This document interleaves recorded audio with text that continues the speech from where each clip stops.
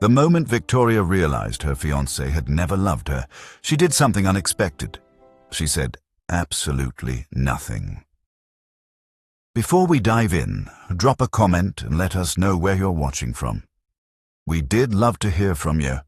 If you enjoy Victorian-era tale stories like this, be sure to like the video, subscribe, turn on the notification bell, and share it with someone who'd love it too.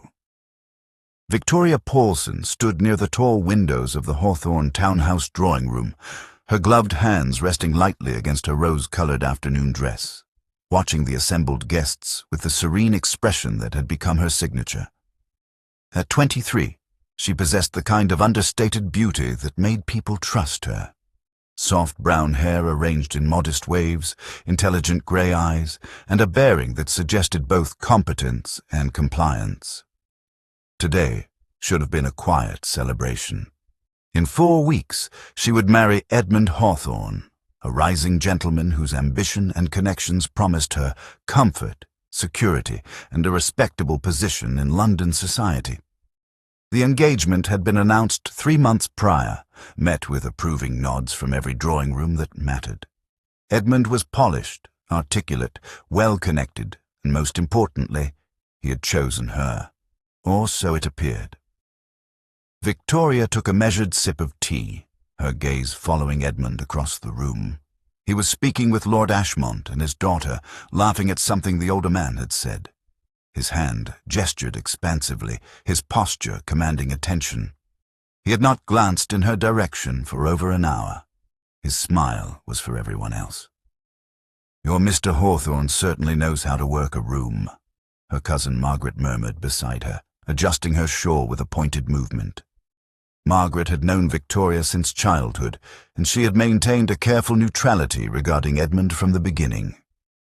"He does indeed," Victoria replied evenly, setting down her teacup with deliberate care. "Victoria, surely you must—" "Please, Margaret, not here." But Margaret's concern was evident in the tightness around her mouth. For the past month, small cruelties had accumulated. Edmund correcting her opinions in company, Edmund taking credit for her ideas in conversation, Edmund speaking of their future as if she were a piece of furniture to be arranged rather than a partner to be consulted. Just last week, he had remarked to his mother, well within Victoria's hearing, that she was biddable enough, which is the important thing. Victoria had heard every barbed comment. She had felt every dismissive glance, every moment he seemed to forget she was in the room. She had watched her fiancé with clear eyes and a sinking heart. She had been a fool, not for missing the signs, those she had catalogued with painful precision for weeks. No, her foolishness lay in believing that his initial interest had ever been genuine, in mistaking civility for affection, in thinking that suitable could ever sustain a lifetime. The conversation in the drawing room swelled with polite laughter, and Edmund finally excused himself from Lord Ashmont's circle, making his way toward Victoria with the measured pace of a man performing a duty. He was conventionally handsome, neat brown hair, pleasant features, the kind of appearance that inspired confidence in professional settings. He moved with practiced courtesy, the gestures of a man who had learned society's rules and played them expertly. "My dear Victoria," he said, taking her hand with the barest pressure. His smile was perfectly calibrated. "I trust you're finding the afternoon agreeable." "Quite agreeable, thank you, Edmund." "Excellent. Lord Ashmont was just mentioning his investment consortium. Useful connections to cultivate." He glanced past her toward the window, already dismissing the exchange. "I'm certain they are," she replied, her voice steady. Something flickered across his face. Annoyance, perhaps, at her tone. Then his expression smoothed into professional courtesy once more. "You might circulate more, Victoria. Lady Ashmont was asking after you." Was she? The flatness of her response made him pause. His eyes finally focused on her properly, and for just a moment she saw it clearly. The faint resentment, the calculation, the complete absence of warmth. "Is something the matter?" he asked, lowering his voice slightly. Victoria looked at him. truly looked at him, and felt the last fragile thread of obligation snap inside her chest. She had spent 3 months trying to become whatever he wanted. 3 months enduring subtle corrections and public dismissals. 3 months watching him treat her like a beneficial arrangement rather than a human being. She was done explaining, done justifying, done shrinking.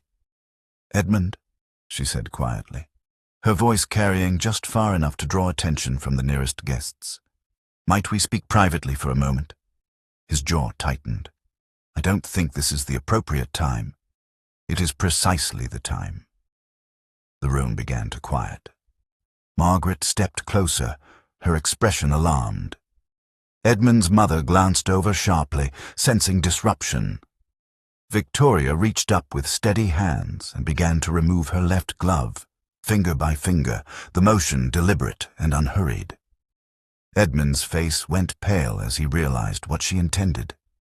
"Victoria, don't be dramatic." She pulled the engagement ring from her finger, the small diamond catching the afternoon light, and placed it firmly in his palm. The room went utterly silent. "I wish you every happiness," she said clearly. Then, before he could respond, before anyone could react, she turned and walked toward the door. Behind her, chaos erupted. Gasps, Edmund's stammered protests, his mother's sharp intake of breath. But Victoria didn't stop. She didn't explain. She didn't apologize. She simply left. And that was when everything changed. Victoria had not always been capable of such decisive silence. There had been a time, not so long ago, when she believed that patience and understanding could transform any relationship into something bearable, when she thought that being enough was simply a matter of effort. But 3 months of engagement to Edmund Hawthorne had taught her what years of London society had not, that some disappointments announced themselves quietly in accumulated moments rather than grand revelations. It had begun, as most profound mistakes do, with the most reasonable of intentions. Victoria's footsteps echoed against the marble floor of the entrance hall, each step measured and deliberate. Behind her, the drawing room had erupted into fevered whispers, but she didn't pause. She had already given that room and the man in it more than enough of her time. "Victoria!" Edmund's voice cut through the murmur of shocked guests.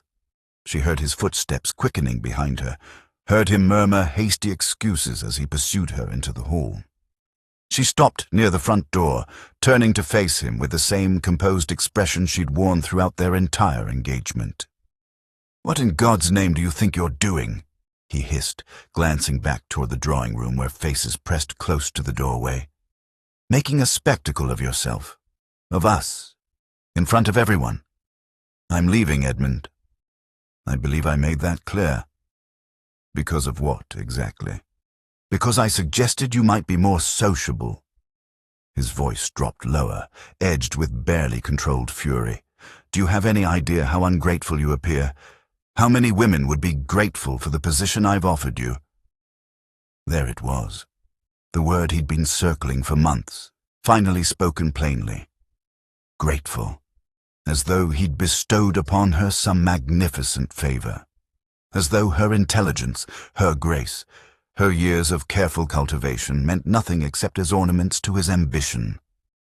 "I should be grateful," she repeated softly, "for being corrected in company, for having my thoughts dismissed, for being treated as a useful acquisition rather than a person. You're being hysterical. I have never been hysterical in my life." Her voice remained perfectly level. "I am, however, finished." Edmund's face flushed. "You cannot simply end this, Victoria.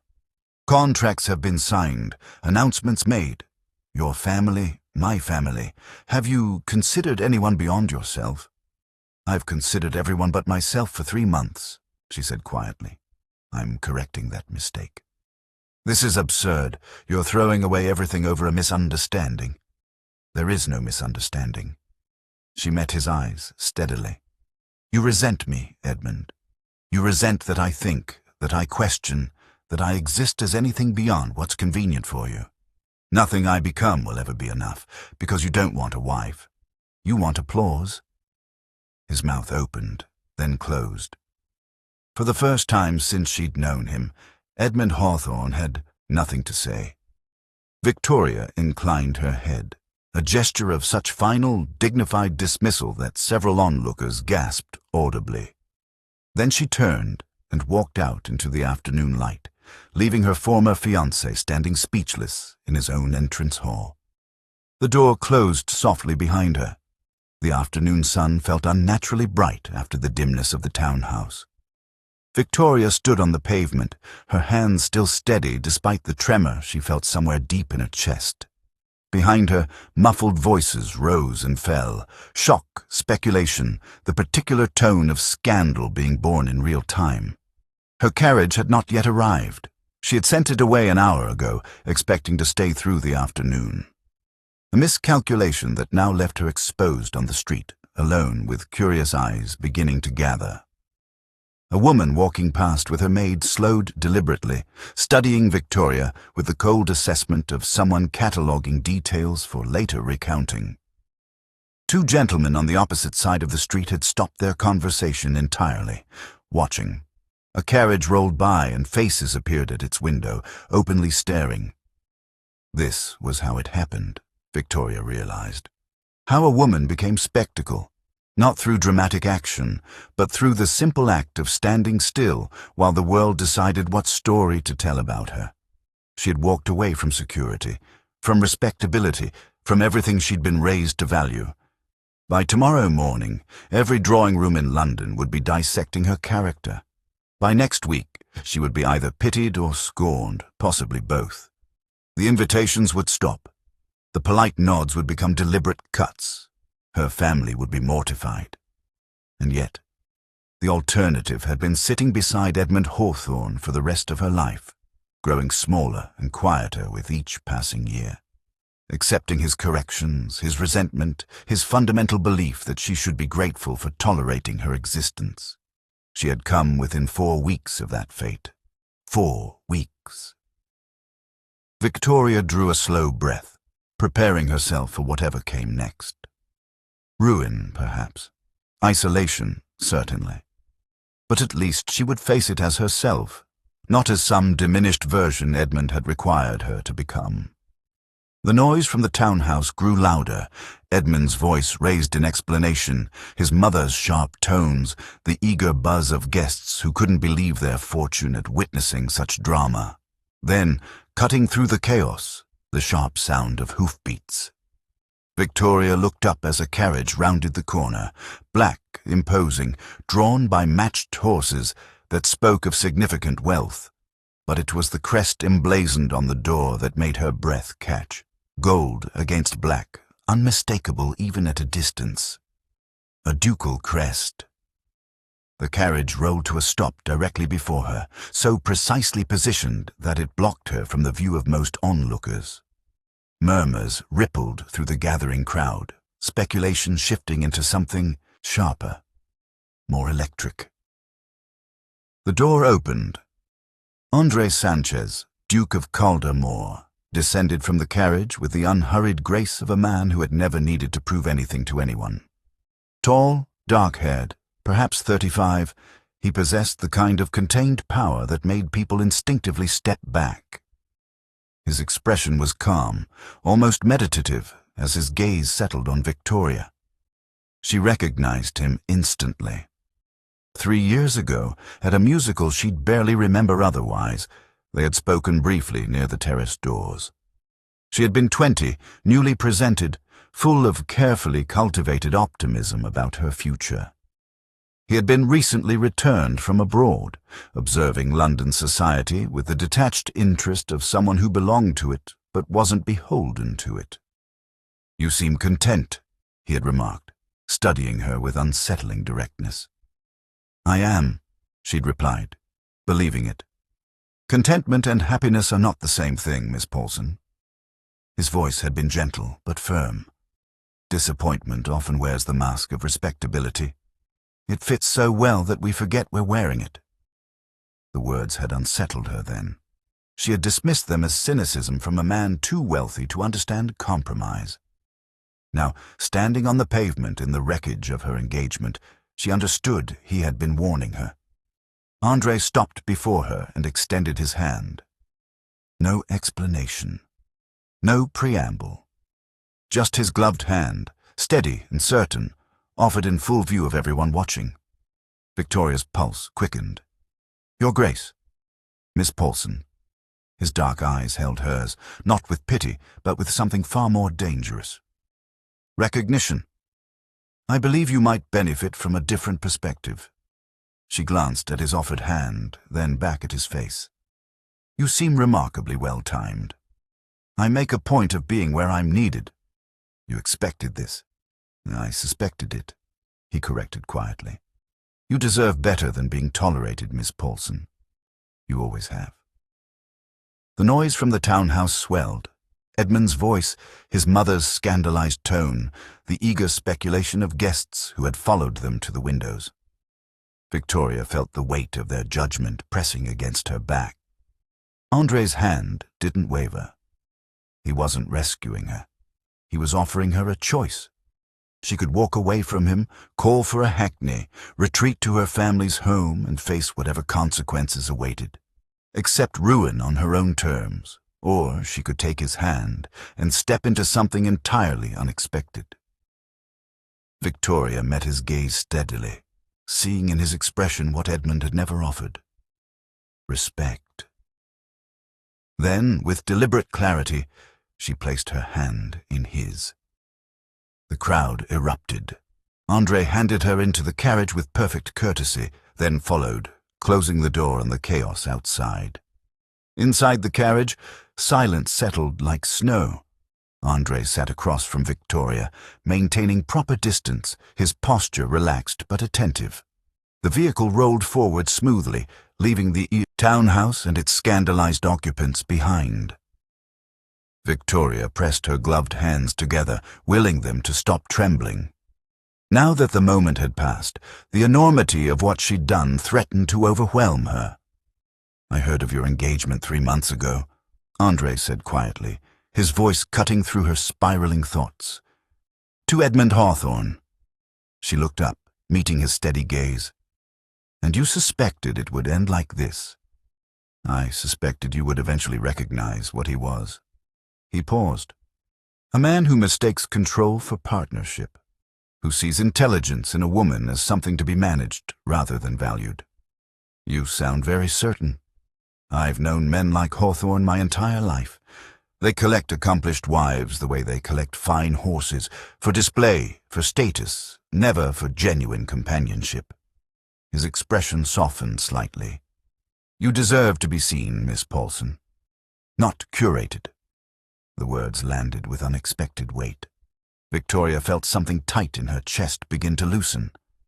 "I don't regret it," she said suddenly. "The silence. Walking away. I thought I would, but I don't." "Why should you? You told the truth without saying a word." "London won't see it that way." Victoria's voice steadied as she spoke the reality aloud. "By tomorrow, I'll be the woman who created a public spectacle, who broke an engagement without explanation, who entered a duke's carriage in full view of society. The gossip will be considerable," André finished. "Vicious in some quarters. Your reputation will suffer. Invitations will cease. You'll be discussed in terms ranging from pitying to cruel." His honesty was almost shocking. No reassurances, no pretty lies. "And you?" she asked. "Your reputation is mine to spend as I choose." He leaned forward slightly, his gaze intent. "Miss Paulson, I will take you wherever you wish to go. To your family's home, if you prefer. To friends, if they'll receive you. I offer no promises of romance or protection beyond this moment. Only honesty, time if you need it, and my presence beside you should you choose to face what comes next." Victoria studied him. This man who had watched her from a distance, who had somehow known she would need exactly this choice, exactly now. "I choose to continue," she said clearly. "With you." Something flickered in his eyes. Respect, perhaps. or recognition? Then we continue, Andre replied simply, and the carriage rolled on into the gathering dusk. By the following afternoon, London had decided Victoria Paulson was the most fascinating woman in England. The stories multiplied with breathtaking speed. She had been abandoned at the altar. No, she had orchestrated the entire scene to trap a duke. Edmund Hawthorne had discovered her indiscretions. No, she had discovered his and extracted her revenge with calculated precision. The Duke of Caldemore had been her secret lover for months. No, years. She was ruined. She was cunning. She was a victim. She was dangerous. The truth, as always, mattered far less than the narrative. Edmund attempted to control the damage, calling upon mutual acquaintances to explain that Victoria had simply become overwrought and irrational, that he had been the injured party, that his patience had been tested beyond endurance. But his version gained no traction, because Victoria Paulson had entered the Duke of Caldemore's carriage in broad daylight, and dukes, particularly wealthy, respected, notoriously discerning dukes, did not collect hysterical women off the street. They collected women of significance.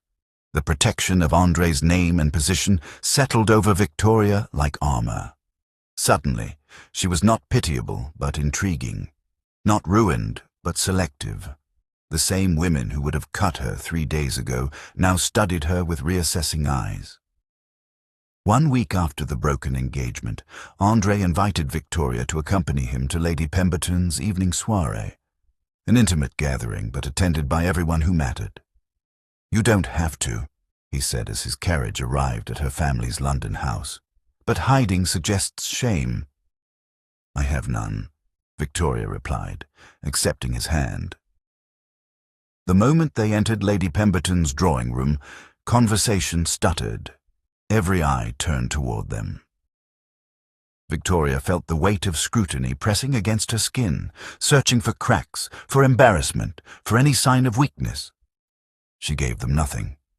She stood beside Andre with perfect composure, her coral silk gown immaculate, her expression serene. When Lady Pemberton approached, Victoria greeted her with warmth.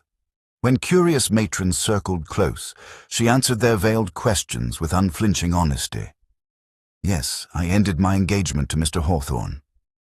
No, I don't regret it. Incompatibility is better discovered before marriage than after. Don't you agree?" Her calm certainty unsettled them. Across the room she glimpsed Edmund speaking with Lord Ashmont, his expression tight. He looked diminished somehow, his charm strained. When their eyes met briefly, he looked away first. Later that evening, as Andre escorted her to his carriage, Victoria overheard 2 women whispering near the door. Poor Mr. Hawthorne, he had no idea what he was losing. Indeed, the Duke certainly did. Victoria smiled. Caldemore Estate sat among rolling hills 2 hours north of London, its grey stone architecture softened by climbing ivy and careful gardens. Victoria accepted Andre's invitation to visit 3 weeks after the broken engagement, curious to see the place that had shaped the man who had so unexpectedly altered her life. What she found surprised her. Andre was not the distant aristocrat here. He met with his steward each morning, discussing crop rotations and tenant concerns with genuine interest. He knew his staff by name, asked after their families, listened when they spoke. She watched him spend an hour helping his groundskeeper repair a collapsed garden wall, his coat discarded, his hands steady on the stone. Most dukes wouldn't know where their garden walls were, let alone how to mend them, Victoria observed as they walked the grounds that afternoon. Most dukes inherited their titles as children and were taught that distance equals dignity. Andre's expression was thoughtful. "I inherited mine at 28 after my uncle passed away without heir. I'd spent my 20s abroad, working, living without title or privilege. It gave me perspective." "Is that why you recognized what Edmund was?" "Partly." He paused near a stone bench overlooking the valley.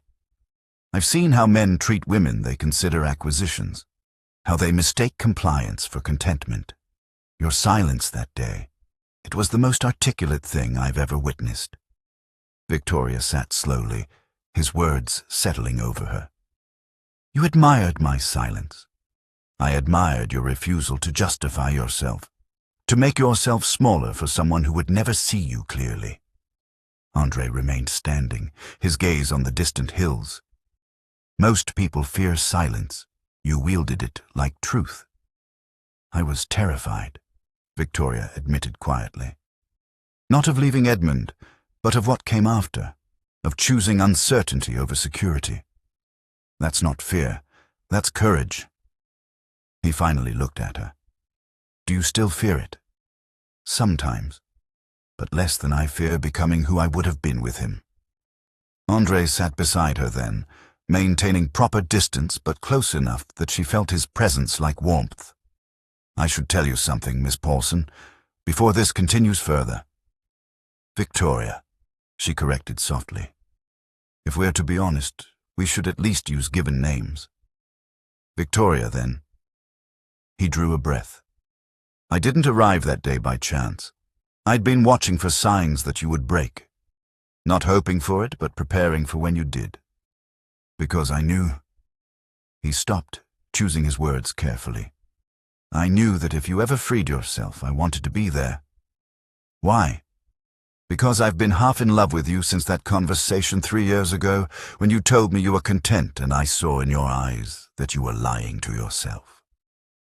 Victoria's breath caught, not at the declaration itself, but at the steady, unflinching way he offered it. No grand gesture, no demand. Just truth, given freely. She reached out slowly and placed her hand over his. Then perhaps, she said quietly, we should stop lying to ourselves entirely.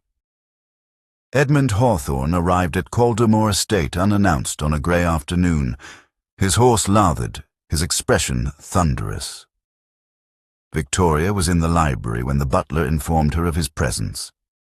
Show him to the drawing room, she said calmly, setting down her book, and please inform his grace.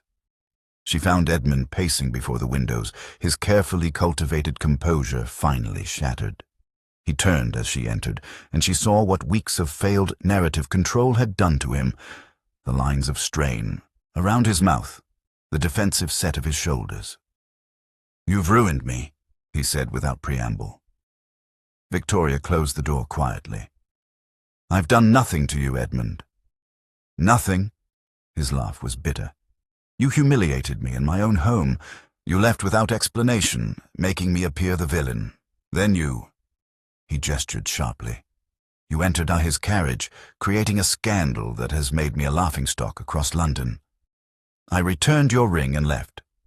What you chose to make of that is yours. What I chose? Edmund's voice rose. You orchestrated this entire situation to trap Caldemore. You manipulated... I manipulated nothing. Victoria's voice remained level. I realized our engagement was a mistake, and I ended it. That is all. You owed me an explanation. I owed you nothing. The words hung in the air, simple and irrefutable. The door opened quietly. Andre entered, his presence filling the room without effort. He moved to stand beside Victoria, close enough to show solidarity, but not between them. This was her confrontation to finish. Edmund's gaze darted between them. Your Grace, surely you can see she... I see Miss Paulson conducting herself with more dignity than you've shown in this entire exchange, Andre said quietly. But this conversation is hers, not mine. Victoria felt a surge of gratitude for his restraint. He wouldn't fight her battles. He would simply witness them. She turned back to Edmund. You didn't love me. You resented me. Every intelligent word I spoke, every opinion I offered. You saw them as flaws to be corrected rather than qualities to be valued. My silence that day was my answer, Edmund. The only one you deserved. This is madness. This is clarity. Victoria's voice gentled, losing its edge. I don't wish you ill. I wish you to find someone who fits what you actually want, but that person was never me." Edmund stared at her, breathing hard. Then something crumbled in his expression. Not acceptance, but exhausted defeat. "You've made your choice," he said finally. "I have." He turned and left without another word, his footsteps echoing through the hall and fading into silence. Victoria exhaled slowly. Andre's hand found hers, steady and warm. "Well done," he murmured. Spring arrived at Caldermore with unexpected gentleness, softening the estate's grey stone with blooming wisteria and filling the gardens with birdsong. Victoria stood in those gardens now, watching the late afternoon sun paint gold across the valley. When Andre found her, "I've been thinking," he said, coming to stand beside her, "about choices." She smiled slightly. "A dangerous pastime." "Indeed." He turned to face her fully, his expression serious but warm. "Victoria, I want to ask you something, but I need you to understand what I'm asking." Her heart quickened. "Go on. I'm not offering you security or position or protection from scandal. You've proven you need none of those things from me."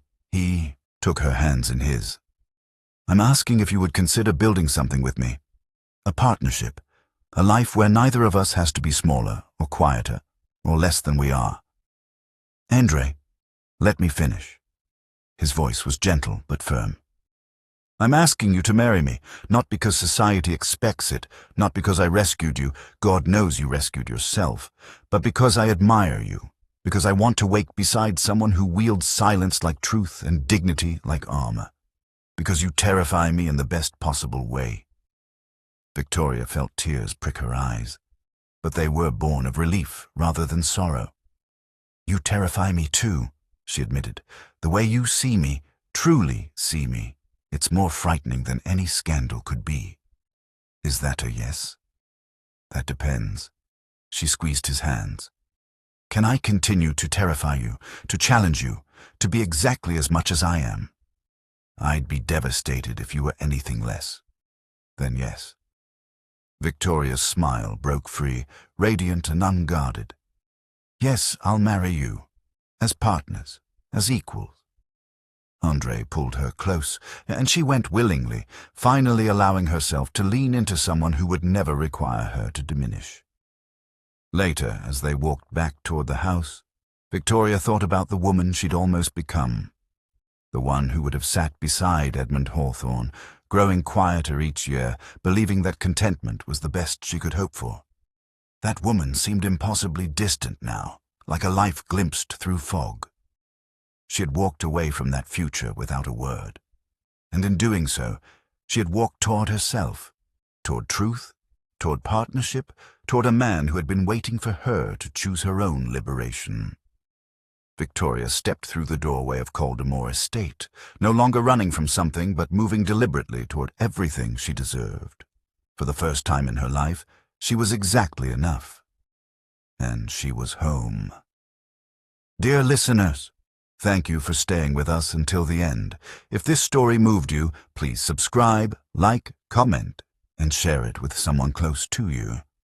Your support inspires us to keep creating stories filled with love, healing, and unforgettable twists.